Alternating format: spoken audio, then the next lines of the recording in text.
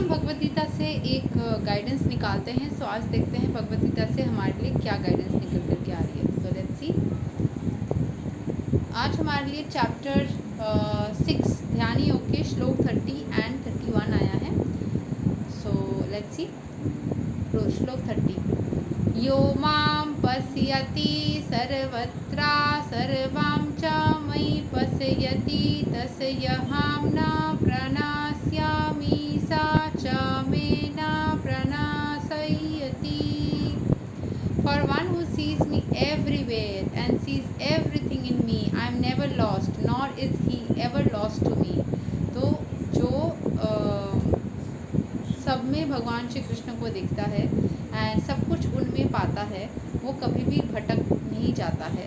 और nor is he ever lost to me, और भगवान भी उसको कभी भूल नहीं जाते हैं। जो हमेशा भगवान श्री कृष्ण को याद करते हैं, उनमें ही दुनिया को देखते हैं, पाते हैं, समझते हैं, वो कभी भी भटकते नहीं हैं।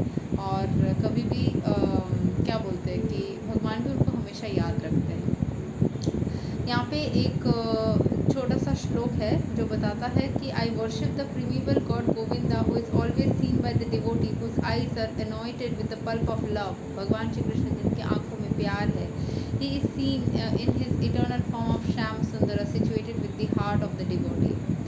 ठीक है। सो अभी हम लोग श्लोक 31 को देखेंगे।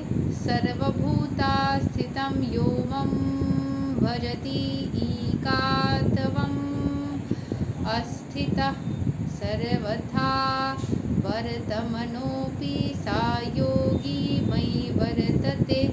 Such a yogi who engages in the worshipful service of the super soul, knowing that I and the super soul are one, remains always in me in all circumstances. तो भगवान श्री कृष्ण बोल रहे हैं कि जो उनको याद करता है, जो उनको पूरी तरीके से अपना पूरा जो रिस्पेक्टफुल जो वर्शिप है या जो सर्विस है वो उनके प्रति पूरी तरीके से दे देता है, वो पूरी तरीके से ना भगवान श्री कृष्ण का होके रह जाता है। ठीक है। A yogi who is practicing meditation on the super soul sees within himself the plenary portion of Krishna as Vishnu, with 4 hands holding conch shell, wheel, club and lotus flower. The yogi should know that Vishnu is not different from Krishna. Krishna in the form of super soul is situated in everyone's heart. Furthermore, there is no difference between the innumerable super souls present in the innumerable hearts of living entities.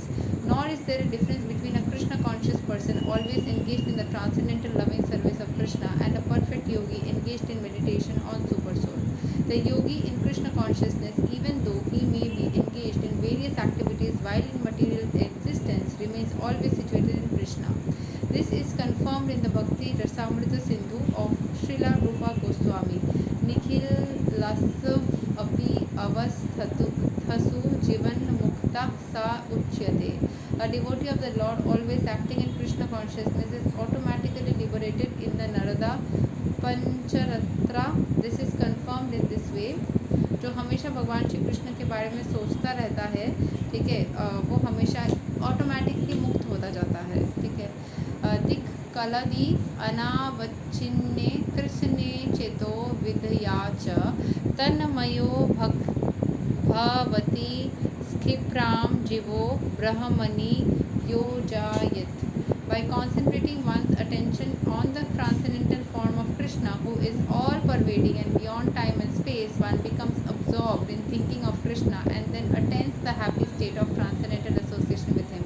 उनके बारे में concentrate करते रहोगे, सोचते रहोगे, तो धीरे धीरे उनके ही होके रह जाओगे, उनके बारे में ही सोचते रह जाओगे। ठीक है। Krishna consciousness is the highest stage of trance in yoga practice.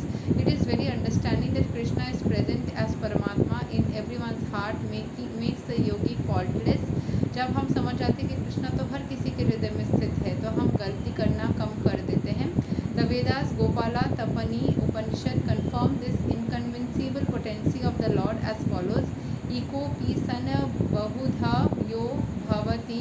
Although the Lord is one, he is present in innumerable hearts as many. Similarly, in the Smriti Sastra it is said, Eka eva paro Vishnu sarva vyapi na samsaya ऐश्वर्यायत Rupam ईकाम च सूर्यावत बहुधेयाते. Vishnu is one and yet he is certainly all pervading. By his inconceivable potency, in spite of his one form, he is present everywhere as the sun appears in many places at once. मतलब एक ही जगह पे स्थित होकर उनकी जो energy है वो ऐसी विस्तृत है जैसे कि वो हर जगह पे है.